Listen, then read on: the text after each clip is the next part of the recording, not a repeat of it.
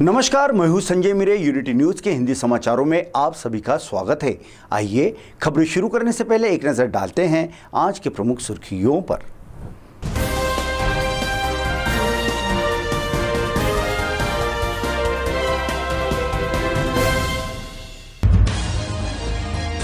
वर्धामना के pick transmission Limited company के अधिकारियों द्वारा कामगारों पर लगातार हो रहे अन्य अत्याचार के खिलाफ फूटा कर्मियों का गुब्बारा। मांगे पूरी नहीं की गई तो तीव्र आंदोलन करने की दी चेतावनी।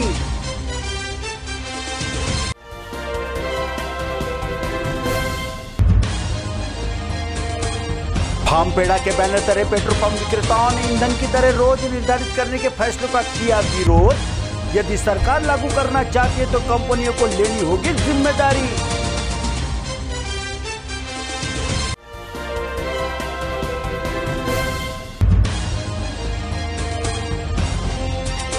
और शहर के सैकड़ों ऑटो चालकों ने किया आरटीओ कार्यालय परिसर में हंगामा। अपनी मांगों को लेकर उग्र आंदोलन करने की दी चेतावनी।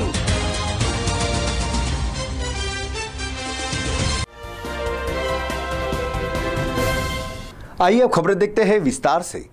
वर्ष 1993 में स्थापित ACF Ambuja cement limited company की सामाजिक विकास शाखा है, जो पिछले 25 वर्षों से ग्रामीण समुदायों को आत्मनिर्भर बनाने तथा उन्हें एक समृद्ध जीवन प्रदान करने के लिए उनकी क्षमता को बेहतर बनाने के उद्देश्य से कार्यरत है। एसीएफ जल संसाधन प्रबंधक, संहनीय कृषि, कौशल आधारित आजीविका, स्वास्थ्य एवं स्वच्छता, गुणवत्ता शिक्षा एवं महिला सशक्तिकरण इत्यादि से संबंधित मुद्दों पर काम करता है। 11 राज्यों के 21 स्थानों पर अपनी मौजूदगी में एक साथ एसीएफ वर्तमान में पूरे भारत में 19 लाख से अधिक लोगों को अपनी सेवा उपलब्ध करा रहा है। अंबुजा सीमेंट फाउंडेशन ने आज अपने कृषि आजीविका कार्यक्रम के माध्यम से घोषणा की है। यह कार्यक्रम चंद्रपुर और आसपास के इलाकों के 213 गांवों में 22,000 किसानों तक पहुंच गया है, जिसका उद्देश्य स्थानीय समुदाय को सफलतापूर्वक सशक्त बनाना है। आज तक एसीएफ ने अपने कृषि और इससे संबंधित विभिन्न कार्यक्रमों जैसे कि उन्नत कपास एवं जैविक कृषि, बागवानी एवं डेयरी प्रबंधन द्वारा 1 लाख से अधिक किसानों तक पहुंच स्थापित की। 15 वर्षों से अधिक समय से एसीएफ कृषि उत्पादन की संभावनाओं को बेहतर बनाने तथा महाराष्ट्र के विदर्भ क्षेत्र में किसानों के सशक्तिकरण हेतु कार्यरत है। विश्व स्तर पर भारत को उभरती हुई आर्थिक शक्ति के रूप में देखा जा रहा है। यह केवल कृषि क्षेत्र के समावेशन के साथ संभव है, जो देश के सकल घरेलू उत्पाद में एक महत्वपूर्ण भूमिका निभाता है। हालांकि सरकार ने इस क्षेत्र को विकसित करने के उद्देश्य से नीतियों के निर्माण पर बल दिया, परंतु सूक्ष्म स्तर पर मध्यवर्तन अभी भी एक चुनौती बनी हुई है। कैमरा पर्सन रोशन के साथ Pratik Pandey, Unity News, Nagpur. Ambuja Cement Foundation जो अंबुजा की सीएसआर आर्म है, हमने इसके लिए शुरुआत की थी कि हम मानते हैं कि हमारी जिम्मेदारी ये भी बनती है कि जैसे हमारा बिजनेस आगे बढ़े, उसके साथ साथ हमारे जो इमीडिएटली जो कम्युनिटी के जो नेबर्स हैं उनकी भी प्रोग्रेस हुए। और गाँवों में जहाँ पे हमारे प्लांट लगे हैं वहाँ सबसे ज़्यादा ऑक्यूपेशन यही है किसानों का। सो आइदर लोगों की खुद की ज़मीन है और लोग उसके ऊपर काम करते हैं एज एग्रीकल्चरिस्ट, या तो एग्रीकल्चर लेबर की तरह वो जाते हैं। तो इसके लिए हम पहले से जब ये लाइवलीहुड या लोगों के इकोनॉमिक्स के ऊपर सोचे थे, तो हमने सोचा था कि एग्री कम्युनिटी के साथ तो हमें काम करना ही पड़ेगा। फिर हमने जब ये जांच की तो हमने देखा कि गांव में प्रॉब्लम ये है कि लोगों के पास जो टेक्निकल या रोज की जो एकेडमिक यूनिवर्सिटीज़ में जो आगे बढ़ावा होता है, वो कई बार इन लोगों के पास ये सब मैसेजेस पहुंचते नहीं हैं। तो कई ट्रेडिशनल जो प्रैक्टिसेस गांव में फॉलो होते हैं एग्रीकल्चर के, वो उसके हिसाब से फार्मर का आगे बढ़ावा नहीं होता है। बहुत सारा पेस्टिसाइड्स यूज़ करते हैं, उनका पानी बहुत ज़्यादा यूज़ होता था। तो हमने सोचा कि ये सब जानकारी हम लाए, तो जानकारी तो लाए, साथ में डेमोन्स्ट्रेशन की, थोड़ा सपोर्ट किया, और हमने अभी फार्मर्स प्रोड्यूसर कंपनीज़ खड़ी की है, जिसके थ्रू खाली नॉलेज नहीं पहुंचता है लोगों को, लेकिन लोग इनपुट और एक्सटर्नल मार्केटिंग के ऊपर ये प्रोड्यूसर कंपनी काम करते हैं। तो जॉइंट प्रोक्योरमेंट या जॉइंट इनपुट, सीड्स लाना हो या उनको कोई ऑर्गेनिक फर्टिलाइज़र लाना हो, तो ये सब हम उनको इकट्ठा साथ में लाते हैं, तो उनका बहुत फ़ायदा होता है और जॉइंट मार्केटिंग भी करते हैं। और आज इतना ये हमारा काम जो हमने जानकारी दी है, तो हम तो कुछ ही फार्मर्स के साथ पहुंच सकते हैं, लेकिन कई हमारे फार्मर्स जो प्रोग्रेसिव है हमारे साथ जुड़ के as extension farmers, extension volunteers, ये ज़्यादा हमारी जानकारी उनके गांव में पहुंचाते हैं। तो basically it's about knowledge sharing and capacity building. उनका कैपेसिटी बिल्ड करते हैं ताकि वो लोग के फार्मिंग प्रैक्टिसेस चेंज हो, नई मॉडर्न प्रैक्टिसेस आए और उनको जानकारी मिले। और उसमें से हमने देखा कि सिर्फ यहाँ पे कॉटन पे ही देखो तो 26% का उनका फ़र्क पड़ा है from what they were earning to आज जो उनकी अर्निंग है। नागपुर ग्रामीण अंतर्गत आने वाले पिक्स ट्रांसमिशन लिमिटेड कंपनी वर्धामना हिंगना वानाडोंगरी स्थित कार्यरत कामगारों को जबरन निकाले जाने की और कामगारों पर कई बार अत्याचार किए जाने का मामला सामने आया है। इसी कारणवश सभी कामगारों ने काम बंद कर आंदोलन किया। देश में हो रहे कई उत्पादन का निर्माण और उस उत्पादन का श्रेय देने वाले कामगारों पर औद्योगिक कंपनियों द्वारा शोषण कर उन पर अत्याचार और आर्थिक परेशानी का बोझ डाल दिया गया। पिक्स ट्रांसमिशन लिमिटेड कंपनी द्वारा इन्हीं कामगारों को काम से बेदखल कर निकाल भी दिया। कामगारों की मांग सिर्फ वेतन वृद्धि को लेकर थी। दिन और रात इन सभी कामगारों से जानवरों की तरह काम कराया जाता था। जबरदस्ती काम कराकर उतना ही वेतन भी उन्हें नहीं दिया गया। जब कामगारों ने पिक्स लिमिटेड कंपनी के संचालक और मैनेजर से अपनी आपबीती सुनाए जाने पर भी किसी प्रकार की सुनवाई नहीं की गई। पिक्स ट्रांसमिशन कंपनी के अंदर यहाँ पे 350-400 जो स्थायी कामगार है और 150-200 जो कंत्राटी कामगार है, उनका ये आंदोलन चल रहा है। स्टॉपेज काम बंद आंदोलन है। 2.5-3 साल से इस कंपनी में किसी कामगार के वेतन में वृद्धि नहीं हुई है और वेतन के साथ साथ बाकी कुछ मांगे जो है, जैसे कि कंपनी को हमने रिसर्च डिमांड दिया है कि कंपनी के सभी कामगारों को शेयर धारक बनाओ करके, और वो मांगनी जो हमने दी तो कंपनी ने ना ही उसका कोई हमको चर्चा के लिए कोई निवेदन दिया या बुलाया, और ना ही निवेदन देने के बावजूद भी वो कागदी घोड़े खाली उन्होंने चलाने का काम किया और उसमें टाइम पास करके यूनियन का और खुद अपना वाला, और उसके बाद वो हमारा जो चार्टर डिमांड है उसको उन्होंने रिजेक्ट कर दिया। और इसी के संदर्भ फिर हमारे यूनियन ने उनको रिसर्च नोटिस दिया कि आप हमारी डिमांड जो है वो रिसर्च चर्चा में ले नहीं रहे, इसलिए हम 15 दिन के बाद इस कंपनी के अंदर मॉर्निंग शिफ्ट 8 तारीख से स्टॉपेज करेंगे। और उस स्टॉपेज को सभी कामगारों ने रिसर्च स्वयं स्फूर्ति से और खुद आके समर्थन दिया और सभी जन इस कामबंद आंदोलन में शरीक है। पिक्स ट्रांसमिशन लिमिटेड कामगार संगठन अपने फैक्ट्री का मालिक अमरपाल सेठी, मैं कामगार एक मनोहर खरोले 31/11 को 2016 को मोदी साहब तक मैंने अप्लाई किया, मगर उन्होंने अभी तक कोई रेफल नहीं किया। नागपुर सिटी के आमदार खासदार जो देशभक्ति पुलिस डिपार्टमेंट ये कर क्या रही है? किसी कामगार पे अगर कुछ होता है, यहाँ पे कोई आत्मदान और कुछ भी हो जाए तो इसके बारे में क्या विचार विमर्श है सरकार का? इसका मुझे तत्काल जवाब चाहिए। और दूसरी बात एक है कि जो मेरे भाई लोग अभी डिसमिस है, बाहर है, अंदर है, जो डिसमिस है बाहर में, इनके घर पे जाके देखो कि बच्चे लोग क्या खा रहे हैं। अभी बच्चों का पढ़ाई लिखाई का टाइम है, एडमिशन का टाइम है, इनके तौर पे कोई गौर ध्यान दे। ऐसा कोई सरकार अगर पैदा हो इस नागपुर सिटी में तो कम से सामने आके तत्काल मेरे से टकरार करे। इसी को लेकर पिक्स कंपनी के कामगारों ने आवाज उठाई, जिससे कई बार अपने हक के लिए लड़ने पर आवाज भी दबाई गई। मी अनिल एलुरे या कंपनीमध्ये 18 वर्षापासून कार्यरत आहो। आम्ही पूर्ण इथल्या परिसरातून गरीब कुटुंबातून आलेले पूर्ण कामगार आहो। 18 वर्षापासून काम करून आम्हाला पाहिजे त्या प्रमाणात 9,000 रुपये पगार मिळतो आणि या एवढ्याशा पगारामध्ये आम्ही पूर्ण आमचा घर खर्च किंवा मुलाचं शिक्षणाचा किंवा आईवडिलाचा दवाखान्याचा खर्चसुद्धा भागवू शकत नाही। मी अनिल एलुरे या कंपनीमध्ये 18 वर्षापासून कार्यरत आहो। आम्ही पूर्ण इथल्या परिसरातून गरीब कुटुंबातून आलेले पूर्ण कामगार आहो। 18 वर्षापासून काम करून आम्हाला पाहिजे त्या प्रमाणात 9,000 रुपये पगार मिळतो आणि या एवढ्याशा पगारामध्ये आम्ही पूर्ण आमचा घर खर्च किंवा मुलाचं शिक्षणाचा किंवा आईवडिलाचा दवाखान्याचा खर्चसुद्धा भागवू शकत नाही। 18 वर्षों से काम कर रहे इन कर्मियों पर अब भूखे मरने की नौबत आ गई। जबरन कर्मियों को निकाले जाने पर किसी ने कभी यह बात जानने की कोशिश नहीं की। कामगारों को निकाले जाने पर इन गरीब कामगारों को न्याय दिलाने भीमसेना के कुछ पदाधिकारी आगे आए। अगर पिक्स कंपनी ने कामगारों को काम पर ना रखा और वेतन बढ़ाकर नहीं दिया तो कामगारों ने और भीमसेना ने उग्र रूप धारण कर विशाल आंदोलन करने की चेतावनी भी दे डाली। अब देखना यह होगा क्या कामगारों को कहां तक न्याय मिलता है।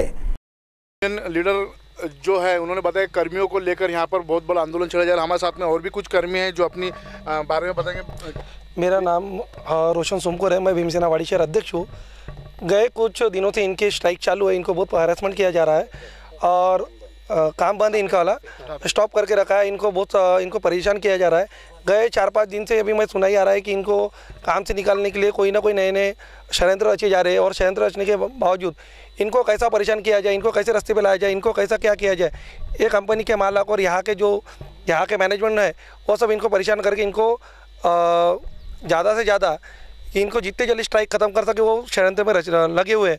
मैंने अभी देखा कि 2-3 दिन पहले कि इनको एक लेटर भेजा जा रहा है। वो लेटर में इनको तात्काल यानी 24 घंटे के अंदर आपको ये बताना है कि आप ज्वाइनिंग कब करें और क्यों छोड़ रहे, ये सब चीज़ें उनको पूछ के इनको परेशान किया जा रहा है। मैं भीमसेना के माध्यम से ये बताना चाहता हूँ कि अगर इनके जो भी इनके समस्या अगर इस समस्या का कोई हल नहीं हुआ तो मैं भीमसेना की तरफ से तीव्र आंदोलन इनके लिए करूँगा। आवाज़ दो, आवाज़ दो।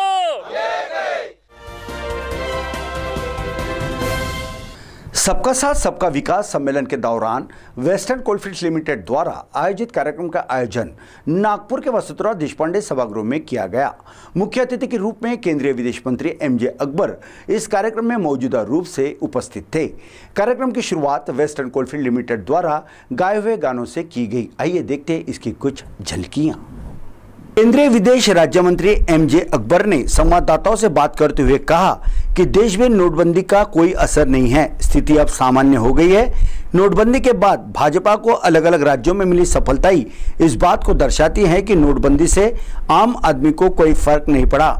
नोटबंदी के बाद 1 करोड़ टैक्स पेयर बढ़े हैं। काले धन को बाहर निकालने के लिए सरकार ने ऐतिहासिक निर्णय लिया। अब तो विदेश से भी लोग नोटबंदी को समझने के लिए आ रहे हैं। लेकिन इतना होने के बावजूद भी आयोजित वसुंधरा देशपांडे सभागृह में जिस प्रकार से दर्शक नदारत दिखे उससे यह अनुमान लगाना साफ है कि केंद्रीय विदेश राज्य मंत्री MJ अकबर का जो कार्यक्रम हुआ वो पूरी तरह से फ्लॉप हुआ। नागपुर के वसुंधरा देशपांडे हॉल से कैमरा पर्सन रोशन के साथ प्रतीक पांडे, यूनिटी न्यूज, नागपुर। नागपुर के वर्धा रोड स्थित होटल प्राइड में एक युवती को कमरे में मृत अवस्था में पाए जाने से खलबली मच गई है। युवती की मौत एक संदिग्ध बताई जा रही है। पुलिस आगे की जांच कर रही है। वर्धा मार्ग के प्राइड होटल में ठहरी एक निजी कंपनी के शेफ की संदिग्ध अवस्था में मौत हो गई। मृतक अलका वालन पनवेल रायगढ़ की बताई जा रही है। अलका कंपनी की ओर से डेमो देने 13 जून की सुबह नागपुर आई थी। वो होटल के कमरा नंबर 118 में ठहरी थी। मंगलवार सुबह उसने एक बेकरी में डेमो भी दिखाया। शाम को होटल लौट आई। रात को होटल में भोजन भी किया। रात 11 बजे परिजनों से बातचीत करके सोने की जानकारी दी। आज सुबह उसे मंगेतर ने फोन किया। काफी देर बाद भी अलका के प्रतिसाद नहीं होने पर मंगेतर ने होटल को फोन करके इस बारे में सूचित किया।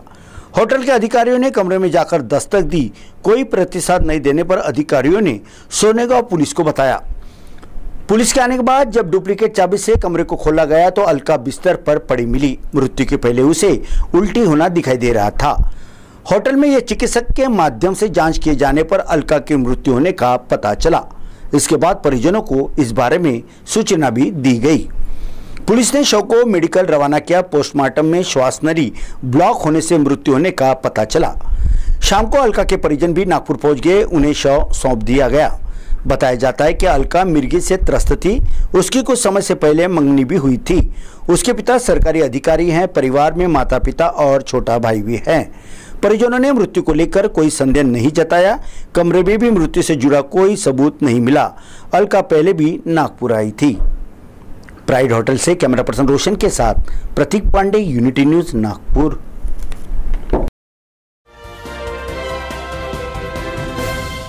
आइए समाचारों में वक्त चला ब्रेक का। मिलते हैं इस ब्रेक के बाद। नागपुर के 0 माइल से 28 किलोमीटर की दूरी पर आने वाले वाकी के पीछे नदी के किनारे कुदरत के वादियों के बीच बसा द्वारका वाटर पार्क अपने आप में है खास।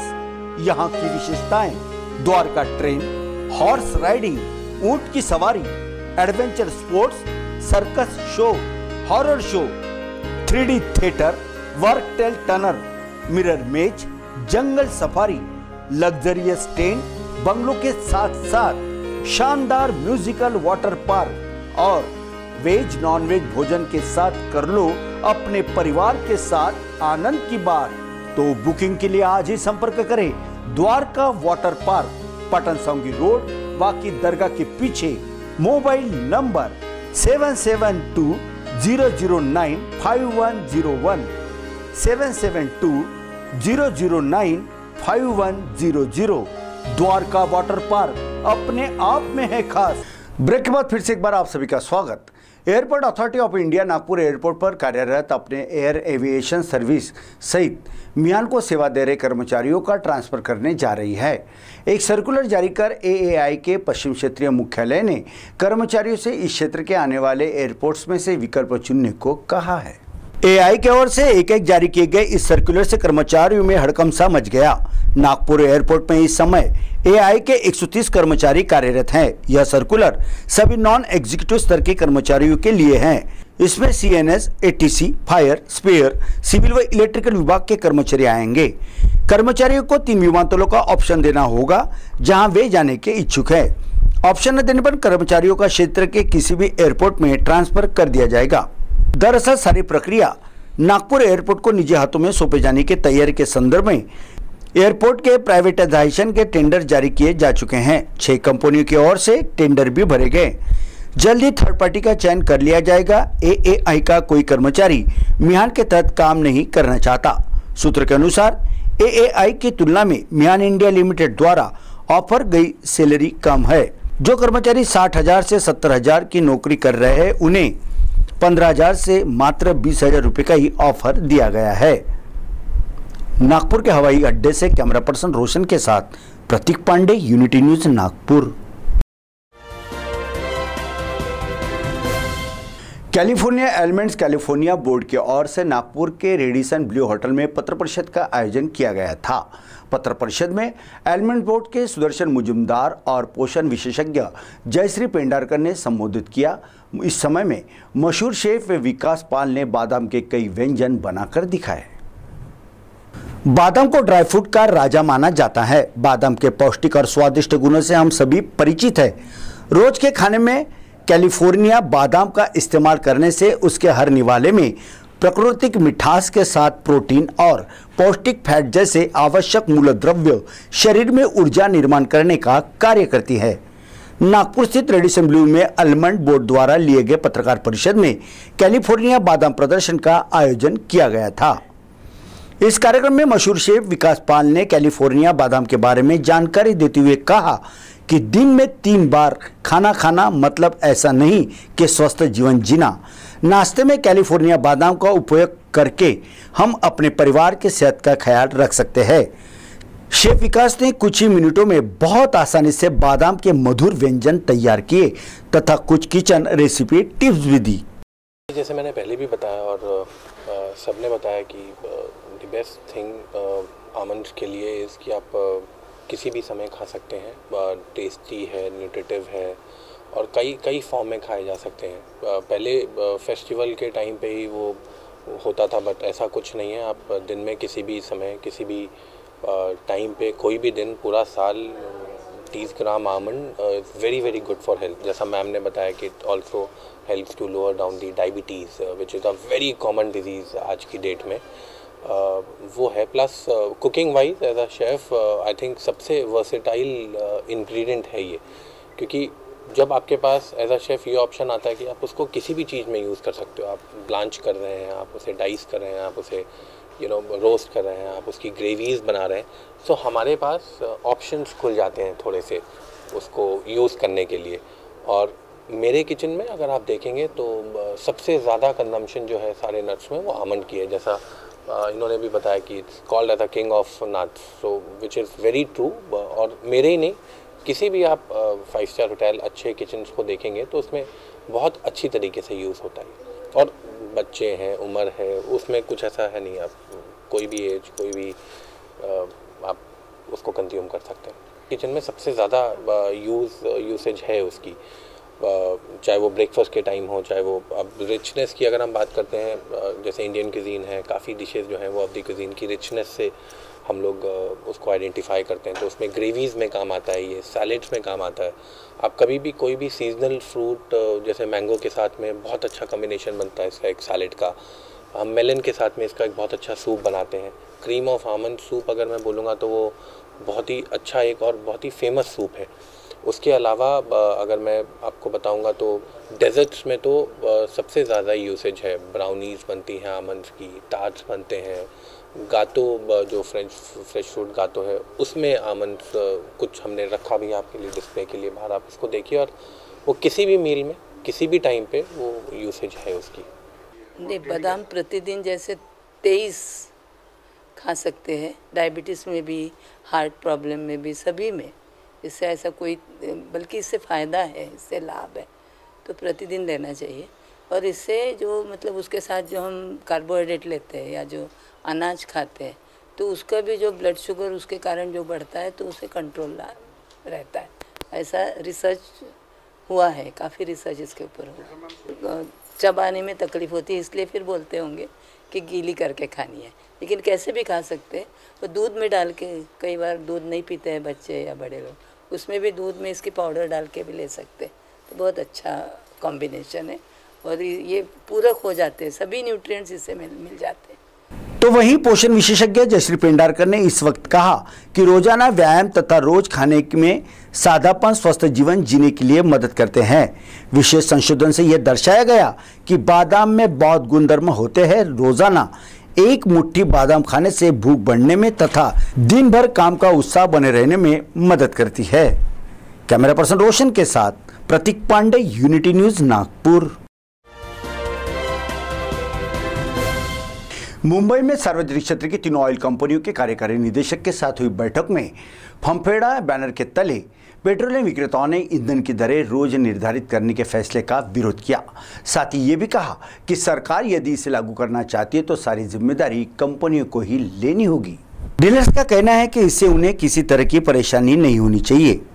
साथ ही डीलर्स का कहना यह भी है कि दरों में बदलाव सुबह किया जाना चाहिए। आमतौर पर कंपनियों की ओर से देर रात में नई दरें निर्धारित की जाती है। ऐसे में आधी रात को टैक्स सहित नई दरें निर्धारित करने में काफ़ी दिक्कतें आती हैं। दरों में बदलाव कंपनी ऑटोमेशन द्वारा स्वयं करे। डीलर्स का यह भी कहना था कि यदि उन पर दरें निर्धारित करने का जिम्मा डाला गया तो इसके लिए कुशल कर्मचारियों की नियुक्ति करनी पड़ेगी, जिसका खर्च हमें कंपनी की ओर से दिया जाना चाहिए। इस बारे में आगे की रणनीति बुधवार को दिल्ली में मंत्रालय के अधिकारियों और पेट्रोलियम डीलर्स के अखिल भारतीय संगठन के प्रतिनिधियों से चर्चा के बाद बनाई जाएगी। नागपुर के पेट्रोल पंप से कैमरा पर्सन रोशन के साथ Sanjay Mire, unity News, Nagpur. Nagpur metro rail प्रकल्प के लिए राज्य सरकार, केंद्र सरकार और नागपुर मेट्रो रेल प्रकल्प के बीच करार को मंत्रिमंडल की बैठक में कार्योत्तर मंजूरी प्रदान की गई। इस मंजूरी की वजह से मेट्रो के विकास कामों की ओर अधिक गति मिलने वाली है। ऑरेंज सिटी में सार्वजनिक यातायात की सुविधाओं को बढ़ाने के लिए मेट्रो प्रकल्प को क्रियान्वित किया जा रहा है। 23 दिसंबर 2016 को राज्य सरकार ने पुणे महानगर मेट्रो रेल प्रकल्प को मंजूरी प्रदान की व केंद्र सरकार की ओर से दी गई जानकारी के अनुसार केंद्र, राज्य और महाराष्ट्र मेट्रो रेल कॉर्पोरेशन के बीच त्रिपक्षीय करार के मसौदे को भी मंगलवार की बैठक में मंजूरी प्रदान की गई। इस समझौते के अनुसार होने वाला खर्च महाराष्ट्र रेल कॉर्पोरेशन द्वारा स्थानीय प्राधिकरण, शासकीय, निम शासकीय संस्थाओं की ओर से जमीन पर किए जाने वाले विकास से किया जाएगा। इसके अलावा नागपुर डीपीआर में दर्शाए गए बातों के खर्च के लिए राज्य सरकार की मान्यता आवश्यक रहेगी। राज्य सरकार पर वित्तीय बोझ पड़ने पर उसकी पूर्ति नागपुर एसपीवी कंपनी के एस्क्रो खाते में से करने की भी अनुमति बैठक में प्रदान की गई। कैमरा पर्सन रोशन के साथ Pratik Pandey, Unity News, Nagpur. Vidarbha auto rickshaw चालक फेडरेशन के नेतृत्व में सैकड़ों की संख्या में ऑटो चालकों ने आरटीओ कार्यालय के परिसर में ऑटो रिक्शा खड़े कर अपनी मांगों को लेकर विरोध प्रदर्शन किया। इस वजह से सुबह 10 बजे से लेकर 12 बजे तक के दौरान आरटीओ कार्यालय के परिसर में जाम लगा हुआ दिखाई दिया। आइए समाचारों को पूरा करने से पहले एक नजर डालते हैं आज के प्रमुख सुर्खियों पर।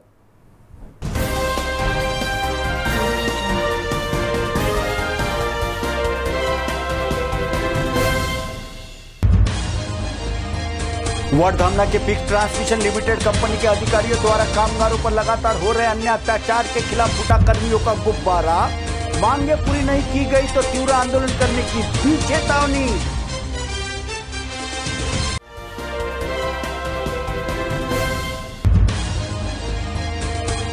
फार्मपेड़ा के बैनर तले पेट्रोल पंप विक्रेताओं ने ईंधन की दरें रोज निर्धारित करने के फैसले का किया विरोध। यदि सरकार लागू करना चाहती है तो कंपनियों को लेनी होगी जिम्मेदारी।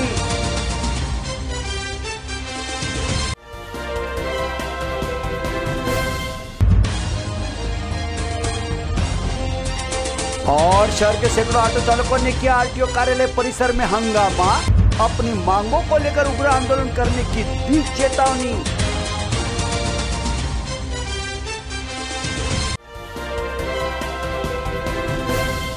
और इसी के साथ आज के यह समाचार यहीं समाप्त होते हैं। समाचारों की रफ्तार यूं ही बढ़ती रहेगी। आप देखते रहिए यूनिटी न्यूज़। नमस्कार।